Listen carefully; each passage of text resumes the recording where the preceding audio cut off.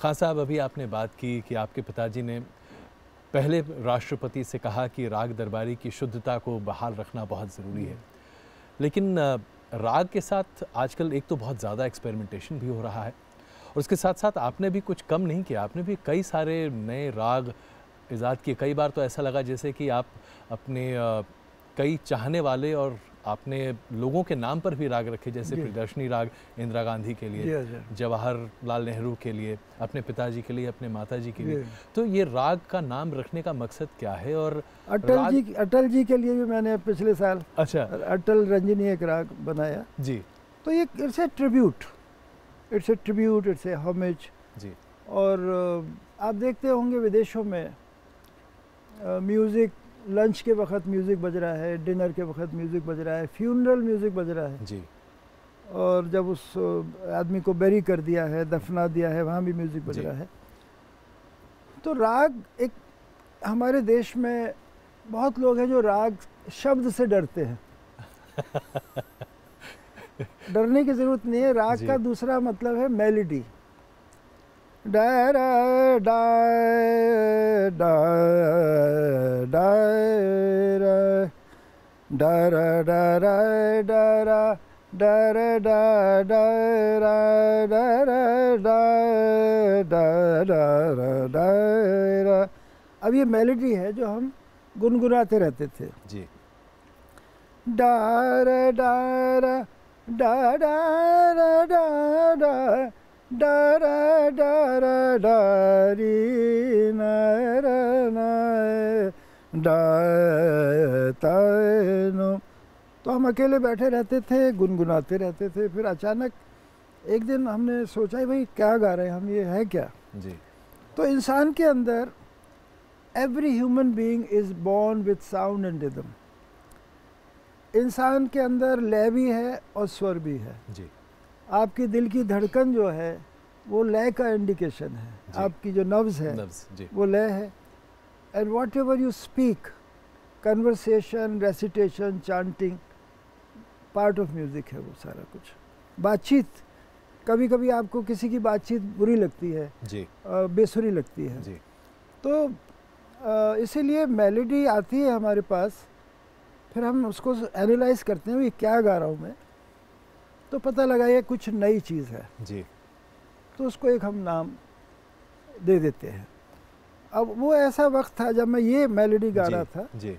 तो पूना में गणेश फेस्टिवल होता है काफ़ी, तो वहाँ से मैसेज आया कि साहब हमारे गणेश उत्सव के लिए कोई नया चीज़ पेश करिए। तो इसका नाम हमने गणेश कल्याण रख दिया जी। तो हमने पहली बार पुणे में और हर जगह बजाया है ये जी। तो बहुत ही सुंदर एक अब संगीत के जो सिर्फ 7 स्वर हैं जी, 7 स्वरों के अंदर कितने परमुटेशन कॉम्बिनेशन बन सकते हैं जी। इस बात का लोगों को हज़ारों साल पहले पता लग गया जब कंप्यूटर नहीं था जी। कि 5040 स्थान बनता है। मेर खंड भी कहते हैं, कोई मेरू खंड कहता है। सारे गा मा रे सा गा मा सा गा रे मा गा सा रे मा रे गा सा मा गा सा रे मा, मतलब 4 सुर में क्या होता है, 5 सुर में क्या होता है, 6 सुर। तो ये मैथमेटिक्स से जुड़ा हुआ है जी। और मैथमेटिक्स को जितना साउथ ने समझा है वो दुनिया में और कोई नहीं समझा। इसीलिए रामानुजम ये नाम आप जानते ही हैं। बिल्कुल। और उनके संगीत में भी इट्स मैथमेटिक्स ओरिएंटेड सारा। आप देख रहे हैं वो ताल देते हैं तो मुश्किल काम है ये, लेकिन there is a world beyond mathematics. जहाँ एस्ट्रोलॉजी ख़त्म होती है वहाँ से भगवान का करिश्मा शुरू होता है। बिल्कुल। और जहाँ मैथमेटिक्स ख़त्म होता है वहाँ से भी भगवान का करिश्मा शुरू होता है। तो हमने अपने आप को समर्पित करा है भगवान को और संगीत को। जैसे मैंने पहले भी कहा कि कल क्या होगा जो भगवान ने डिसाइड करा है वही होगा, हमारा डिसीजन कुछ नहीं है। नहीं, जैसे आपने इतने सारे राग बनाए जिसमें इंदिरा गांधी, जवाहरलाल नेहरू, वाजपेयी जी, जिस तरह से इंदिरा गांधी को मारा गया, जिस तरह से वो गुजरी है जी, तो वो एक फीलिंग हुई। जिस तरह से राजीव गांधी गुजरे जी, वो एक फीलिंग हुई जी। और जिस तरह से उस्ताद आमिर खान साहब जी वो कार एक्सीडेंट में गुजरे जी, उनके लिए भी मैंने एक अमीरी तोड़ी एक राग। पिताजी के नाम पे भी, माताजी के नाम पे भी, मेरी अपनी पत्नी के नाम पे राग शुभलक्ष्मी। वो मजाक में कहती थी कि मजाक में कि मेरे बाद आप ऐसा राग बनाना, उसका नाम ज्वालामुखी रखना और ये करना वो करना। यानी तो आपके घर में भी होता है ये? ऐसी बातें होती थी। जी। तो एक दफ़ा मैं आई वॉज इन चेन्नई और वहाँ पर मेरा म्यूज़िक एकेडमी में कॉन्सर्ट था जी। उसी दिन पंडित जसराज गा रहे थे, उनके बाद मुझे बजाना था म्यूज़िक एकेडमी में। और नेक्स्ट डे मेरी वाइफ का बर्थडे था, तो मैं एक मेलोडी मेरे दिमाग में काफ़ी घूम रही थी और मुझे लग रहा था कि भाई अमान, मेरी वाइफ ने अमान और अयान दुनिया को दिए हैं, 2 और सरोद प्लेयर दिए हैं, म्यूजिशियन दिए हैं, मेरी लाइफ में 2 बच्चे आए हैं, तो हाउ शुड आई, मैं इनको क्या दूं, क्या उपहार दूं, क्या करूं। मतलब मेरी ज़िंदगी में वेल्थ का मतलब म्यूज़िक है। बिल्कुल। और मेरा वेल्थ म्यूज़िक है जो मैंने अमान और अयान के साथ शेयर करा है, अपने शागिर्दों के साथ शेयर करा है। तो एक राग इनके नाम मैंने, राग शुभलक्ष्मी, पहली बार चेन्नई में ही बजाया मैंने उसे, और उसकी न्यूज़ इन्होंने अखबार में पढ़ी, वाइफ ने, एक box news times of India में जी, और शी रेड द न्यूज़। तो कोई मैंने उनको फ़ोन से बताया नहीं, कुछ नहीं कहा। तो ये सब फीलिंग्स की बातें हैं।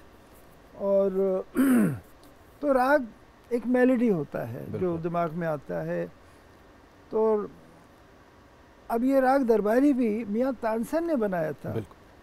तो कुछ राग मैथमेटिक्स के आधार पे बने हैं और कुछ राग एस्थेटिक्स के आधार पे बने हैं। तो ऐसे में आज के ज़माने में जहां हम देख रहे हैं कि हमारे प्रधानमंत्री जी की इतनी चर्चा होती रहती है दुनिया भर में और आपकी मुलाकातें उनसे इतनी अच्छी रही हैं, ऐसे में अगर आपको उनके लिए कोई राग बनाना हो तो उसके लिए कौन सा राग चुनेंगे और उसकी तान क्या होगी? अब ये तो वक्त बताएगा क्योंकि प्लानिंग कुछ लंबी हम कर नहीं पाते हैं जी, और वो कुछ ऐसा काम करेंगे जी और मुझे इंस्पायर करेंगे तो राग बनेगा फिर। आपने अपनी पत्नी की बात की, शुभलक्ष्मी जी, आपके जीवन का बहुत अहम हिस्सा है वो, और हम सब देख पाते हैं कि आप खुद कितने खुश रहते हैं। एक खुशी जो आदमी को चेहरे पर झलकती है उसके दाम्पत्य के जीवन से भी बहुत आगे निकल कर आती है। क्या मायने रखती हैं आपकी पत्नी आपके जीवन में? एक बहुत बड़ा देखिए, ऐसा नहीं है कि हमारे घर में शोर शराबा नहीं होता है। नहीं, वो तो मैं समझ गया था, ज्वालामुखी राग का मतलब क्या है वो हम सब समझ गए। काफ़ी कभी कभी हम कहते हैं भाई बाहर एक बोर्ड लगा दोगे, हम सब पागल हैं। क्योंकि कभी कभी डिसीजन लेने पड़ते हैं लाइफ के। कई दफ़ा हम किस फेस्टिवल में बजाएं जी, कहाँ जाएं कहाँ नहीं जाएं। अब जैसे नोबेल पीस प्राइज़ का जब इनविटेशन आया जी, तो जब हमने उनकी रिक्वेस्ट थी कि भाई 5 मिनट के लिए बजाना है, तो वो सुन के हमें थोड़ा, हमने कहा भाई 5 मिनट के लिए हम क्यों जाएंगे कहीं पर भी। फिर सबने डिस्कशन करके everybody made me realise the importance of Nobel Peace Prize जी। और वो 5 मिनट एक चैलेंज था हमारे लिए। हम 5 घंटे तो बजाते ही हैं, बिल्कुल, 5 मिनट में क्या करेंगे। तो it was a challenge which we accepted. Invitation हम तीनों के लिए था, अमान को भी, आयान, हम तीनों, कि 5 मिनट में हम क्या बजाएंगे। तो वी डिसाइड, सब बैठते हैं, डिस्कस करते हैं, और वो 5 मिनट पूरे दुनिया ने देखा जी। वो जो प्रेजेंटेशन होता है नोबेल पीस प्राइज़ का, वो एक नया एक्सपीरियंस था हमारी लाइफ का। How committed, how dedicated. The day वो फंक्शन ख़त्म होता है, नेक्स्ट डे से अगले साल की प्लानिंग शुरू हो जाती है जी जी। कैसे अमेजिंग। तो ये घर में देखिए, सबसे बड़ी बात यह है कि क्रिएटिव लाइन एक ऐसी होती है कि भाइयों में कभी कभी जी हाँ बिखराव हो जाता है, रिश्ते ख़राब हो जाते हैं, बाप बेटे में रिश्ते ख़राब हो जाते हैं। और अगर हमारी वाइफ कंटिन्यू रखती परफॉर्मेंस को अपने डांस के जी, तो शायद उनसे भी रिश्ते ख़राब हो जाते हैं। But she very early in her life she realised जी कि उनको डांस करना है या नहीं करना है। हालांकि शादी के बाद शी परफॉर्म जी, मैंने भी बजाया, हम लोग भी shared evening, but she herself, I mean she realise कि हम लोगों के ज़रिए ये कला से वो जुड़ी रही जी। तो उनका बहुत बड़ा योगदान है हम सबकी लाइफ में। और कभी कभी ऐसे लोग हमारे लाइफ में आए कि जो हमारी बच्चों से उन्होंने ये कहने की कोशिश करी कि भाई आपके पिताजी आपसे आपके शुभचिंतक नहीं है जैसे। अच्छा। हाँ, ऐसे मैलिशियस लोग हैं इस दुनिया में जी। कि जो अमान को कह रहे हैं कि साहब अयान आपसे नफ़रत करते हैं, अयान को कह रहे हैं अमान आपसे नफ़रत करते हैं, या हमारे बेटे को हमारा कोई ऐसा आदमी कि आपके पिताजी आपसे जेलस है। बताइए। हाँ, ऐसी दुनिया है ना ये जी। लेकिन खुदा का शुक्र है कि हम सब एक दूसरे के हमदर्द हैं। बिल्कुल। हम चाहते हैं कि वो अपनी मंजिल तक सब पहुँचे जी। और एक घर में शांति रहे। और तो उसमें वाइफ का, सुबलक्ष्मी जी का बहुत बड़ा योगदान है। जी। अब हमारी डॉटर इन लॉ है नीमा, हाँ, अयान की वाइफ। जी। She has given us grandchildren, Abeer और Zohaan. They are very fond of music. तो ये and in our family we feel connected with every soul, we feel connected with every religion and every song of the world। कि दुनिया से हम लोग बस we have realized through music also जी। कि we have a common God and we are the common race। खुदा करे दुनिया इस बात को महसूस कर ले, एहसास कर ले, समझ ले, जी। फिर झगड़े का कोई गुंजाइश ही नहीं है। बिल्कुल। हम आपसे बस एक छोटी सी गुजारिश और करेंगे कि जिस तरह से आपने शुभलक्ष्मी जी को प्रपोज़ किया था वो पढ़कर मैं बहुत एक तरह से रोमांचित हो गया था। इतना वक्त लगे आपको उनको प्रपोज़ करने में? नहीं, वो दौर ऐसा था मेरी लाइफ में कि बहुत ही अशांत सिचुएशन में था जी। और उस दौरान मैं बेंगलोर में परफॉर्मेंस करा था तो वहाँ के पुलिस कमिश्नर जो थे जी वो मुझे ले गए पुट्टपार्थी कि साईं बाबा से जी मुलाकात करने के लिए। साईं बाबा को म्यूज़िक का बड़ा शौक़ था और वो पहली बार मेरी उनसे मुलाकात हुई और he could read the human mind. जी। तो वो मुझे बोले कि वो आसाम की लड़की अच्छी है। अच्छा। I had made up my mind. अच्छा। I was about to marry or propose or whatever. जी। लेकिन उन्होंने ये बात समझ ली। जी। उसके बाद शादी के बाद हम बाबा को मिले। जी। वो तो इनका नाम लेकर बोलते थे, सुबलक्ष्मी। अच्छा। हाँ, साईं बाबा बहुत प्यार करते थे और हमेशा कुछ ना कुछ जो उनके हाथ में आता था देते थे। तो कलकत्ते में मैंने इनका डांस देखा, परफॉर्मेंस। एक ही फेस्टिवल में हम लोग परफॉर्म कर रहे थे और भी काफ़ी कलाकार थे।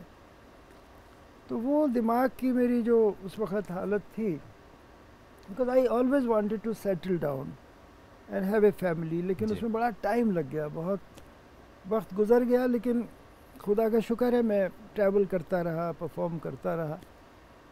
और तो वो डांस देखते वक्त ऐसा लगा कि जैसे भगवान ने मेरे लिए भेजा है दुनिया में। तो कॉन्सर्ट के उनके परफॉर्मेंस के बाद मैं बैक स्टेज गया जी। और उनके ब्रदर्स से सबसे मुलाकात करी और फिर फ़ौरन ही उन लोगों ने मुझे गुवाहाटी बुलाया, कॉन्सर्ट फेस्टिवल हो रहा था। तो बस उसके बाद भगवान का हुक्म था कि हम लोगों की यात्रा शुरू हो गई। बहुत खूब। और बाकी में सुभान अल्लाह किसी की नज़र न लगे उस पर। तो ये सब उनका बहुत बड़ा योगदान है जी जी।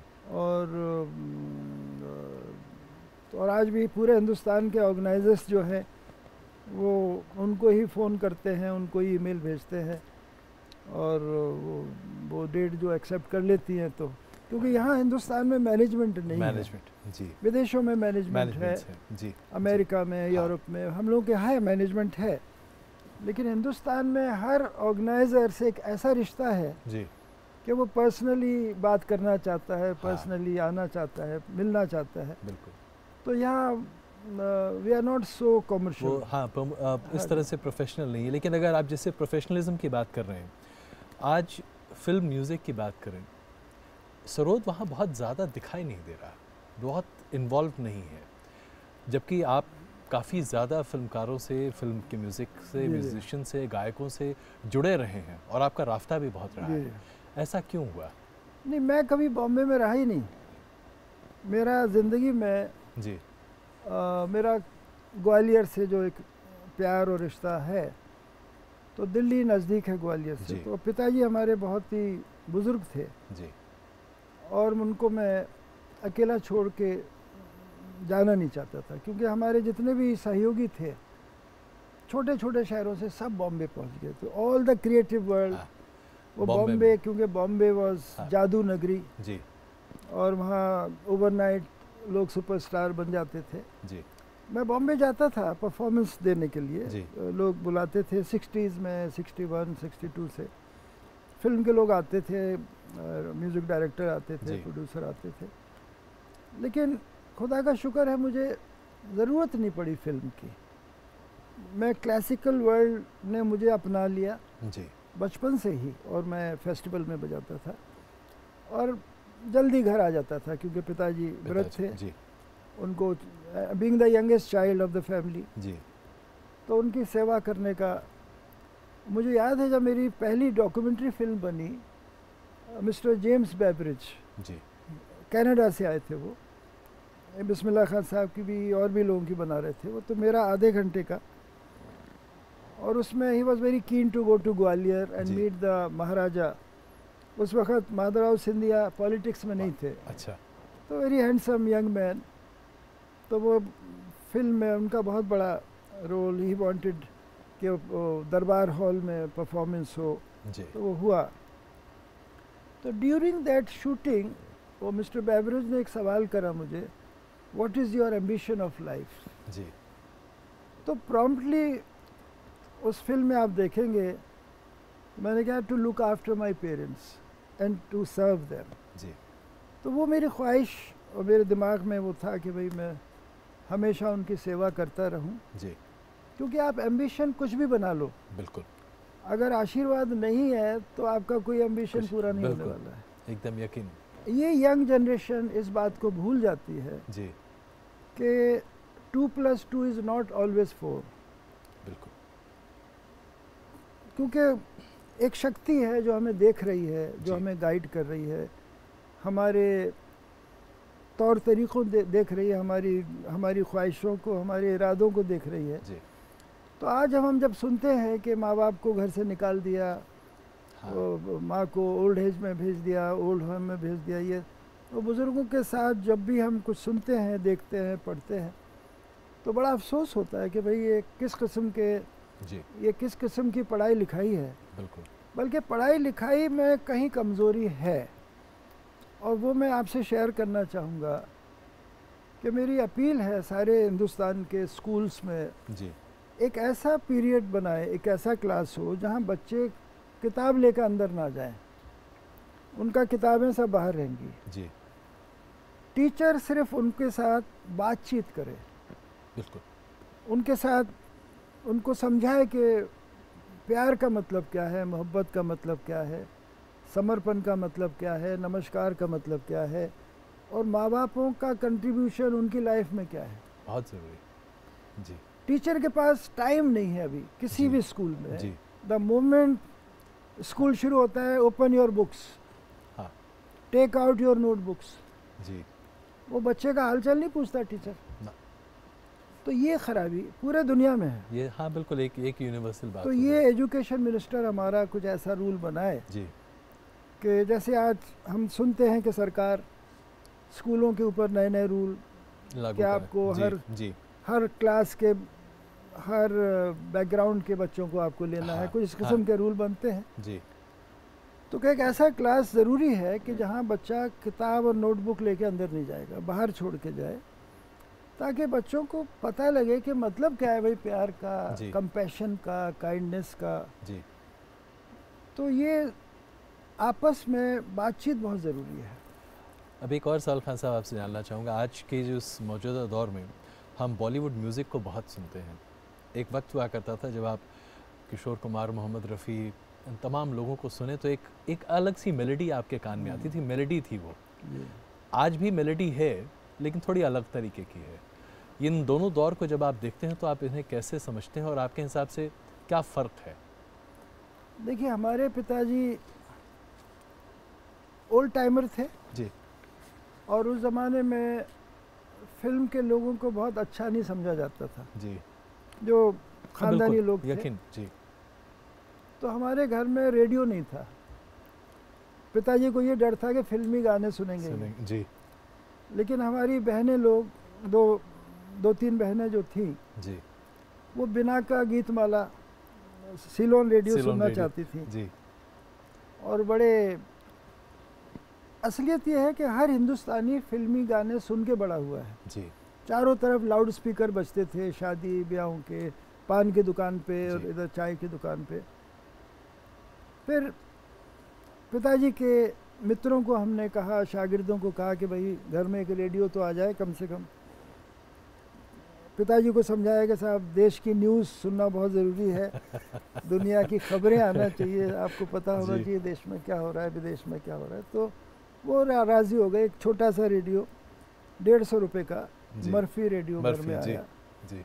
तो उससे बहन लोग बड़े खुश हो गए और सब लोग फिल्मी गाने सुनते थे। तो फिल्मी गाने ये हम बचपन में बहुत फिल्में देखते थे और बड़े छुप के, पिताजी को पता ना चले, ये सब होता था। जब कभी वो खुश हो जाते थे हमारे रियाज से तब खुद पैसे दे के अपने शागिर्द को कहते इनको सिनेमा दिखा दो भाई। तो वो ऐसी मेलोडीज थी जी उन गानों की। आज आप हैरान होंगे, मैं विदेशों में जहाँ भी जाता हूँ जी, जितने भी एनआरआईज है वो अपने रेडियो में पुरानी फिल्मों के गाने सुनते हैं जी। वो मुकेश जी की आवाज़ है, मन्ना डे है, मोहम्मद रफ़ी, तलत महमूद, हेमंत कुमार जी, लता जी, आशा जी तो है ही जी। तो ये पुराने गानों में जो एक मेलोडी लाइन थी, एक पुरानी फिल्म, मैं छोटा था अपने स्कूल डेज में जी, मुझे सरोद पे फिल्मी गाने बजाने पड़ते थे टू एंटरटेन माय फ्रेंड्स। अब वो 14वीं का चांद एक फिल्म आई थी जी, वो सरोद पे हम बजा रहे हैं। तो फिर तो मैं आपसे गुजारिश करूंगा कि उसका एक गाना तो आपको गाना पड़ेगा। वो मतलब हम वो ट्यून पकड़ते थे हाँ। तो हम तो ट्यून पकड़ के उसको बजा लेते थे जी, शब्द हम भूल जाते थे जी। फिर उस ज़माने में एक गाना, इंग्लिश गाना, वेस्ट बॉलीवुड या हॉलीवुड का गाना, फिल्म थी कम सितंबर जी हाँ, बहुत खूबसूरत गाना, इतना पॉपुलर हो गया था वो गाना कि शादी ब्याह में बैंड मास्टर डरा डरा डन डरा डन डरा डरा डरा डरा डन डरा डरा डरा डरा डरा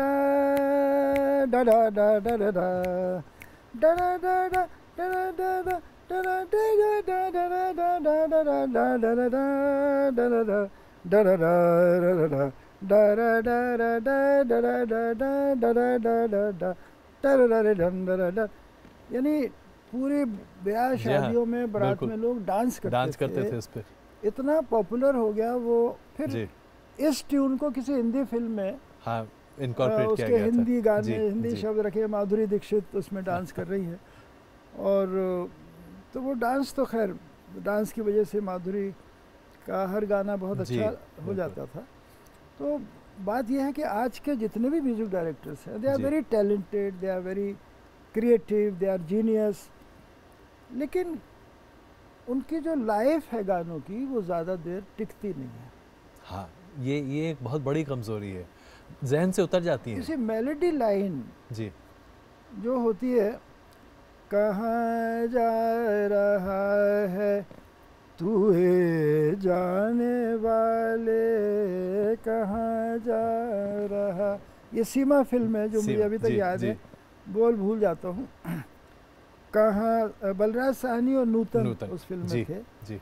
कहाँ जा रहा है तू जाने वाले, डा डा रा डा रा डा डा डा रा डा रे, कहाँ जा।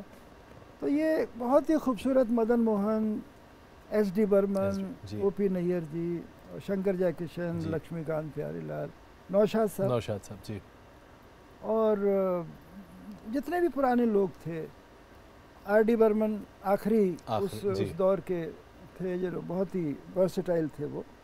तो मेलोडी लाइन हर अमर प्रेम के गाने आप देखें, वो चिंगारी करके गाना है किशोर कुमार का, पूरा भैरवी राग है, वो राग भैरवी में है वो। तो लेकिन कमाल है वो।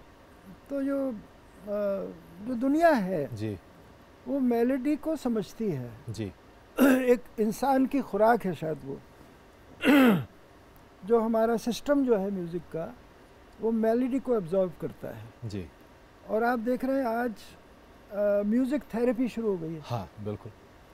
जितने भी डॉक्टर्स हैं जी दुनिया के, they have realised the importance of music. जी। तो अच्छे म्यूज़िक से प्लांट्स ग्रो फास्टर जी, अच्छे म्यूज़िक से कैटल गिव मोर मिल्क, बिल्कुल, गाय भैंस भी दूध ज़्यादा देती हैं जी। और इंसानों के ऊपर भी बीमारियाँ, बहुत सारे अच्छे संगीत से बीमारियाँ दूर हो जाती हैं जी। अपोलो हॉस्पिटल में डॉक्टर रेड्डी जी, उन्होंने मुझे रिक्वेस्ट करी कि आप हमारे पेशेंट्स के लिए कुछ स्पेशली कंपोज करिए जी। तो मैंने रिकॉर्ड करके उनको दिया, वो अपने पेशेंट्स को बजाते हैं। तो ये थेरेपी जो है जी, ये बहुत ज़रूरी है। और क्योंकि ये सात स्वर जो हैं ये हमारे दिमाग के सेंसिटिव सेल्स के साथ जुड़े हुए हैं, कि मैं ये चाहता हूँ कि हर स्कूल में ये सरगम कम से कम बच्चों को गवाएं, सारे गामा पा। बिल्कुल बिल्कुल। अब मैं देखता हूँ असेंबली में बच्चे बेचारे देशभक्ति के गाने, कहीं श्लोक, कहीं ये, कहीं कीर्तन, कहीं फलाना। अरे सबसे पहले उनको सरगम गवाओ भाई। बिल्कुल। ये म्यूज़िक टीचर हर स्कूल में जी, दे हैव टू प्रूव कि वो उनको कितना आता है, बेचारे स्कूल वालों को इम्प्रेस करने के लिए जी। बहुत सारे बच्चों को बहुत सारी लोड उनके ऊपर हो जाता है। बिल्कुल। तो ये सरगम गवाना बहुत ज़रूरी है सारे गामा पा धा में। और इसी से पूरा देश का music has connected the whole world. और हमारे पुराने लोग जी कहते थे स्वर ही ईश्वर है जी, जी। ये ईश्वर जो है, ये स्वर जो है जब तक निकलता है तो ये इंडिकेशन है लाइफ का। Music is a celebration of life. और जब स्वर नहीं रहता तो राम राम सत्य है जी, बिल्कुल वही बात है। हाँ साहब, एक और हमने ये पढ़ा एक जगह कि आप बंगाल से बहुत प्रभावित रहे, और ख़ास करके रविंद्रनाथ टैगोर, आपके बहुत सारे कंपोजिशंस में उनका बहुत प्रभाव देखने को मिला। बंगाल, मैक्सिमम मेरे कॉन्सर्ट्स बंगाल में हुए जी।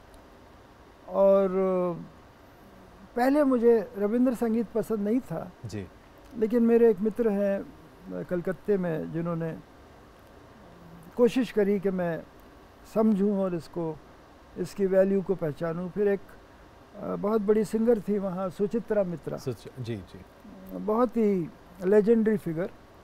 उनके साथ मेरा एक रिकॉर्डिंग हुआ और करीब 10-12 गाने टैगोर के हमने वो गा रही हैं, मैं सरोद बजा रहा हूँ। क्या बात। तो उसका एल्बम का टाइटल था ट्रिब्यूट टू टैगोर जी। तो उसमें उनका एक गाना तो बहुत मशहूर हो गया, एकला चलो रे, एकला चलो रे जी, क्योंकि वो बंगाल के फोक म्यूज़िक के ऊपर है जी जी।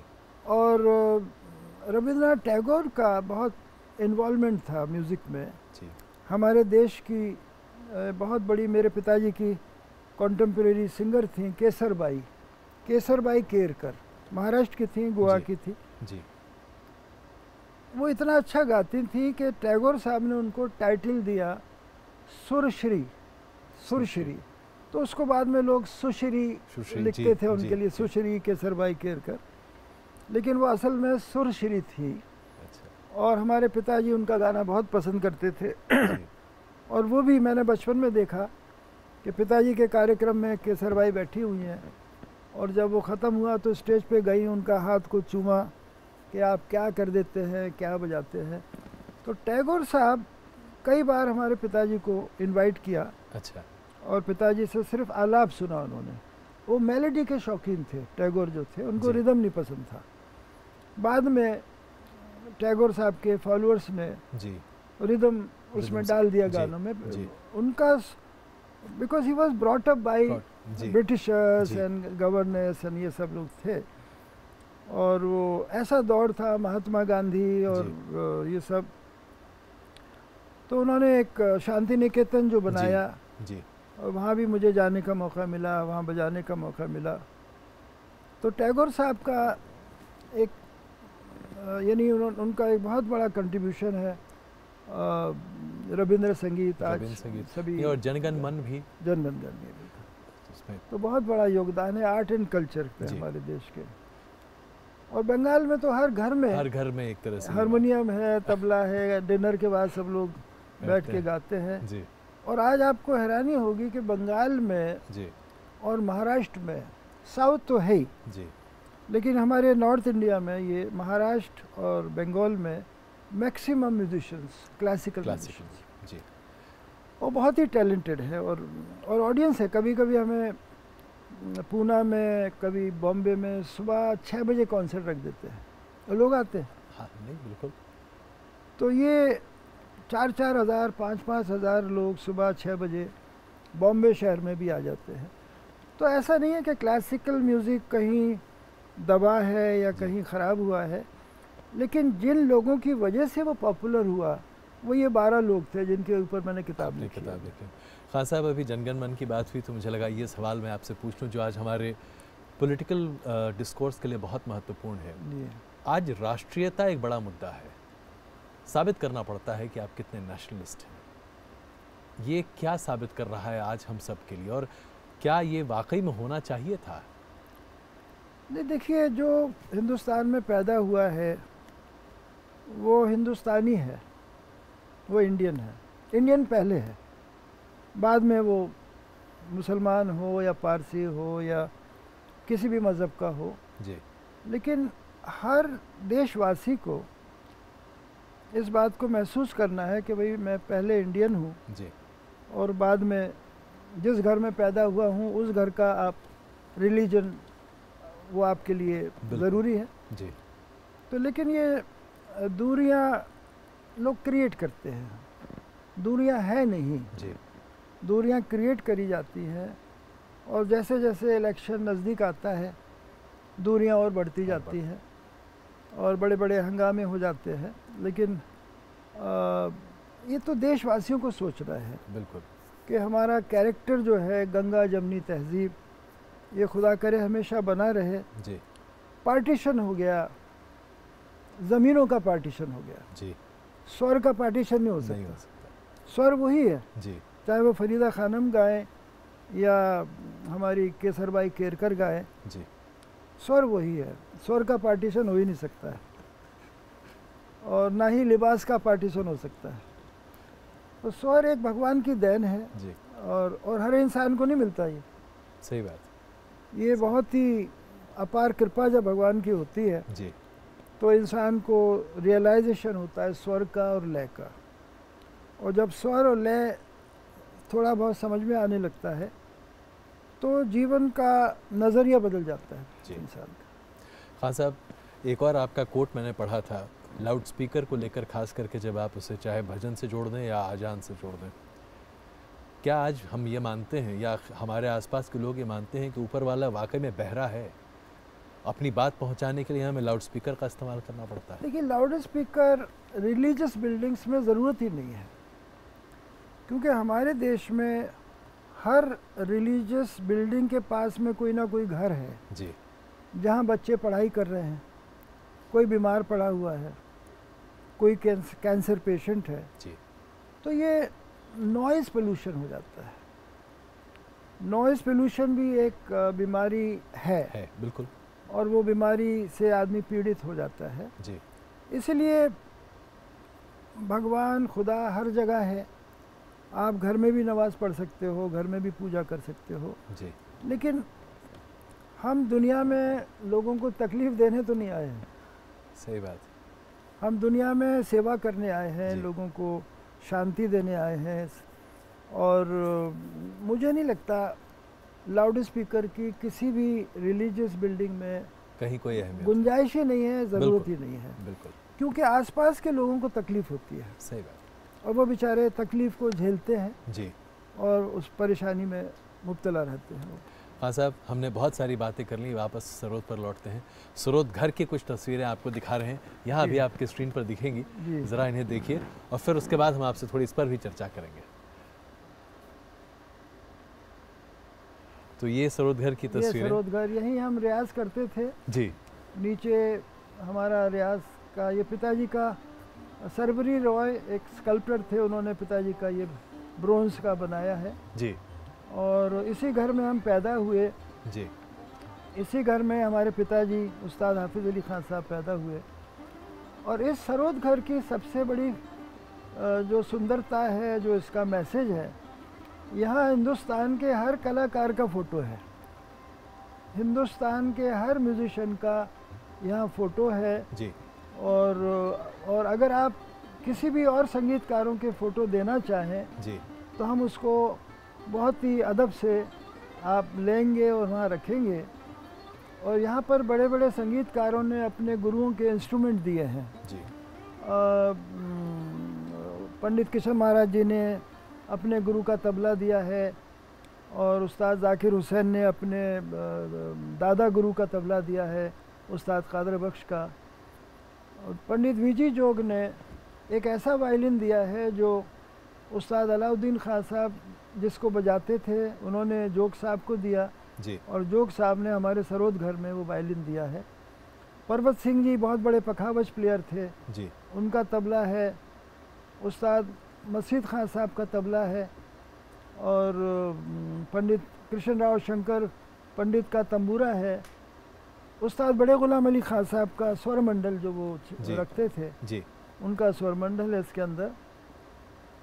और तो बड़ी बड़ी पुरानी ऐसे ऐसे इंस्ट्रूमेंट्स हैं जिनको लोग बजाते थे जी।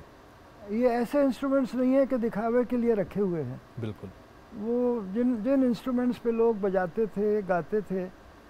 और इस किस्म का म्यूज़ियम दुनिया में कहीं नहीं है।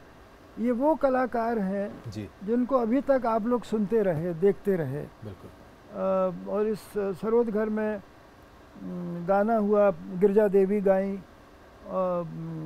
शोभा गुट्टू जी गाई, जी, पंडित जसराज गाए, पंडित भीमसेन जोशी सरोद घर में 3 साल गाना सीखते थे हमारे पिताजी से। क्या बात। और उनकी डॉक्यूमेंट्री फिल्म में जी, आप सुनेंगे, गुलजार साहब ने उनके ऊपर एक फिल्म बनाई है। उन्होंने बार बार इस बात को कहा है कि राग पूरिया और राग मारवा जी, उस्ताद हाफिज़ अली खान साहब ने ही उनको समझाया। और ये भी कहा कि मैं सरोद घर इसलिए आता था जी, कि यहाँ खाना फ्री मिलता था मुझे।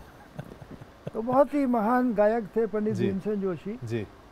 और जब सरोद घर का उद्घाटन हुआ एज ए म्यूज़ियम जी, तो उनका गाना हुआ और उन्होंने 10,000 लोगों के सामने ये बात बोली। और तो बड़े बड़े स्पिरिचुअल लोग, बड़े बड़े संगीतकार जी, सरोद घर में आए। और आज भी मेरा हमेशा एक दिल में ख्वाहिश होती है जी, कि मैं कब जाऊं, कब वहाँ पर। एक दफ़ा डॉक्टर APJ अब्दुल कलाम जी, वो वहाँ गए जी, और मैंने पहले जिन जिन लोगों के नाम लिए वो सब गए हैं। और लेकिन अब्दुल कलाम साहब ऐसे वक्त गए जब मैं वहाँ था नहीं उनको रिसीव करने। अच्छा, आई वॉज इन शांघाई। अच्छा, और उनका वो एक कन्वोकेशन के लिए गए थे, कन्वोकेशन। जी, और मैंने कहा कि आप सरोद घर ज़रूर जाइए। I mean it was impolite on me जी, to request to the president of India, लेकिन उनको मैं जानता था इसलिए मैंने कहा। जी। और वो जब ग्वालियर पहुँचे तो उन्होंने मैसेज दिया था कि 5 बजे आएंगे वो सरोद घर देखने। And we were in Shanghai. जी, एक मीटिंग थी मेरी शांघाई में, हमें सूचना मिल रही है कि अब 6 बजे आएंगे, अब 7 बजे आएंगे। तो मुझे ऐसा लगा कि शायद ये वापस लौट जाएंगे। लेकिन आप हैरान होंगे कि रात के 10 बजे डॉक्टर APJ अब्दुल कलाम सरोद घर देखने आए और पूरा ऊपर से नीचे तक देखा जी। और जब उसके कुछ महीने बाद मुझे मिले वो जी। तो उन्होंने कहा कि I could feel and I could listen music in that house. क्या बात है। खुद भी बीड़ा बजाते थे, उनको शौक था बड़ा। तो बहुत सारे रेयर फोटोग्राफ्स हैं, रेयर इंस्ट्रूमेंट्स हैं। तो सरोद घर बस चलता रहे। आपकी ख्वाहिश क्या है सरोद घर को लेकर? बस ये कि लोग इसको देखें आके जी, और दुनिया तक मैसेज पहुँचे कि भाई यहाँ सिर्फ मेरे गुरु का ही फ़ोटो नहीं है, सारे हिंदुस्तान के म्यूजिशियंस के फ़ोटो हैं जी। और यही मैं चाहता हूँ कि हमारी युवा पीढ़ी जो है, जो जी। यंग म्यूजिशियन है, वो अपने गुरु को तो ज़रूर सुने और देखें और समझें, लेकिन और लोगों से भी ध्यान से उनको सुने और उनसे कुछ सीखने की कोशिश करें। हमारे पिताजी यही कहते थे कि कंप्लीट म्यूजिशियन बनना है जी। तो हमें पहले बात समझ नहीं आती थी कि कंप्लीट म्यूजिशियन कैसे बनता है आदमी। जी। बाद में पता लगा कि कंप्लीट म्यूजिशियन जब बनता है जब दूसरों के काम में अच्छाई ढूंढ सके, बिल्कुल, दूसरे सिस्टम की खूबी ढूंढ सके, जी। और वो बहुत कम लोगों में है। अब हिस्ट्री में अगर आप जाएं तो किताबें जिन लोगों ने लिखी हैं जी। वो सिर्फ अपने गुरु पे लिखी हैं। हाँ। ये अपनी माता, अपने पिता या अपना बच्चा या भाई भतीजा, जी। ये पहली किताब है मास्टर ऑन मास्टर्स कि हमने बाहर के लोगों के ऊपर जो जिनको हम इज़्ज़त करते हैं, जिनको सुनते हुए हम बड़े हुए और फिर उनके साथ फेस्टिवल्स में बजाना गाना होता रहा, तो ये बहुत मुश्किल काम था। ये कैसे हो गया ये मुझे खुद बड़ा हैरानी होती है कि what made me compelled me to do this. बड़ा रिस्की काम था ये जी। और ये 12 वो लोग हैं जिनके साथ मेरा पर्सनल एक्विजन था। जी। वैसे तो हज़ारों हैं जो पूजनीय हैं, आदरणीय हैं जी। और लेकिन ये 12 लोगों की वजह से हमारा क्लासिकल म्यूज़िक पॉपुलर हुआ। खान साहब, एक मौजूदा सवाल है जो बिना पूछे मैं रह नहीं सकता। ये आखिरी सवाल मैं आपसे पूछना चाहता हूँ। आज देश में हमने कई सारी त्रासदियाँ देखी हैं, जैसे हमने निर्भया कांड देखा था, पूरे देश में एक जनाक्रोश था, लोग गुस्से में थे, चीज़ों को बदलना चाहते थे। आज उससे ज़्यादा बड़े कांड हो रहे हैं हमारे देश में, चाहे आप कठुआ की बात करें, उन्नाव की बात करें। अपनी देश की महिलाओं को अगर हम सम्मान नहीं दे सकते, अपने बच्चों को सुरक्षित नहीं रख सकते, तो फिर क्या देश है? आप क्या कहेंगे? देखिए, ये वो देश है जिस देश में गंगा बहती है, गंगा को भी माँ कहते हैं जी। और जितनी देवियाँ हमारे देश में पूजी जाती हैं कहीं और नहीं होता ये। ऐसे देश में अगर रेप केस हो, ऐसे देश में अगर महिला की बेइज्जती हो, महिला को जलाया जाए, मारा जाए, पीटा जाए, और ख़ास तौर पर रेप का जो केस, जी। मैं आदमी को दुनिया में रहने का मौका ही नहीं देना चाहिए। इससे बड़ा जुल्म कोई इंसान कर नहीं सकता। या 8 साल की बच्ची है या उन्नाव में जो कुछ हुआ है या जो कुछ भी हो रहा है, निर्भया वाला केस। लेकिन हमारे जुडिशरी भी, जी, it's a high time, with all due respect to our judiciary घूम फिर कर विटनेस पर रहती है। जी। ऐसे विटनेस जो कहता है हाँ जी, एक दिन कहता है मर्डर किया, दूसरे दिन कहता है मर्डर नहीं किया, तीसरे दिन वो विटनेस ही गायब हो जाता है। जी। तो they must find some other way to evaluate all these things. जी। तो जुडिशरी को, ऐसे हमारे देश के बहुत सारे महकमे हैं जी, जिनको सुधार की ज़रूरत है। तो जुडिशरी को अपना रास्ता दूसरा ढूंढना चाहिए। जी। और सालों साल लग जाता है। बिल्कुल। रेप का केस है, उसमें साल लग गए। बहुत सारे गॉडमैन के बहुत सारे केसेस हैं, जी, सालों साल लग जाता है।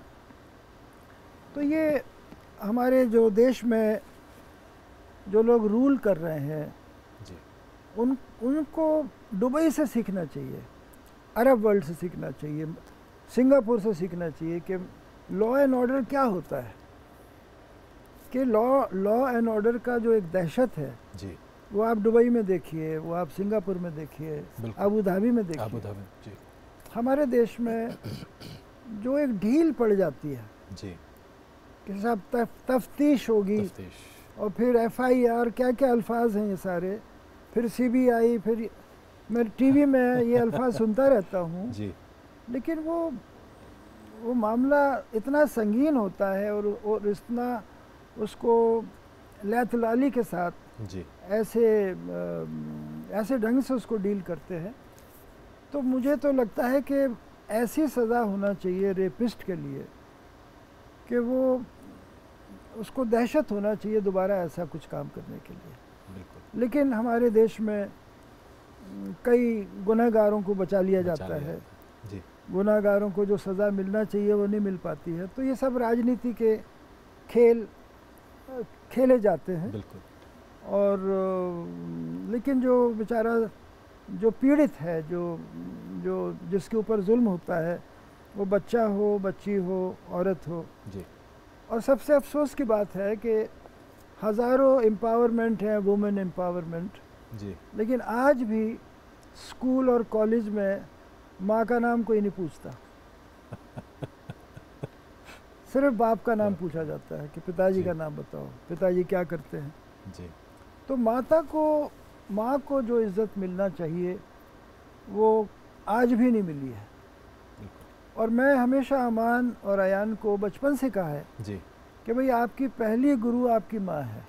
बिल्कुल। और हर बच्चे की पहली गुरु उसकी माँ है। बिल्कुल। और आप हमेशा अनाउंसमेंट करिए कि you are the children of Subbulakshmi and Amjad Ali Khan. क्या बात है। तो ये बहुत ज़रूरी है, ये आज तक नहीं हुआ। आज भी son of mister Swainso, son of mister Swainso, son of mister, और मिस्टर चुप रहते हैं, मिस्टर बहुत खुश है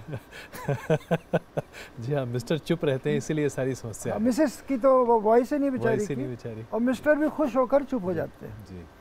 लेकिन मेरा ये अपील है सबको, जी, स्कूल्स को, कॉलेज को, कि भाई माँ का भी नाम जानना ज़रूरी है, माँ को भी इम्पोर्टेंस दो। जी। बच्चा भी रियलाइज़ करे इस बात को कि भाई मेरा माँ का भी कोई योगदान है। तो बहुत अच्छा लगा आपसे बात करके, मेरे ख्याल से काफ़ी लंबी बातचीत हमने की। मैं ये चाहूँगा कि ज़्यादा से ज़्यादा लोग सरोद घर जाकर देखें। बिल्कुल। कि भाई अमजद अली ख़ान किस जगह पैदा हुआ, किस हालत से बड़ा हुआ, और मेरे देशवासियों ने मुझे इस जगह तक पहुंचाया है। तो मैं उन सब का बहुत बहुत शुक्रगुजार हूं, सारे देशवासियों का, सारे मीडिया के लोग। बचपन से जिन लोगों ने मेरे बारे में लिखा, मैं उनको जानता भी नहीं था, आज भी नहीं जानता हूं। तो मैं हमेशा शुक्रगुजार हूं और रहूँगा हमेशा, और आपका प्यार मोहब्बत मैं हमेशा याद रखूँगा। बहुत बहुत शुक्रिया, आपसे बात करके बहुत अच्छा लगा, बहुत धन्यवाद।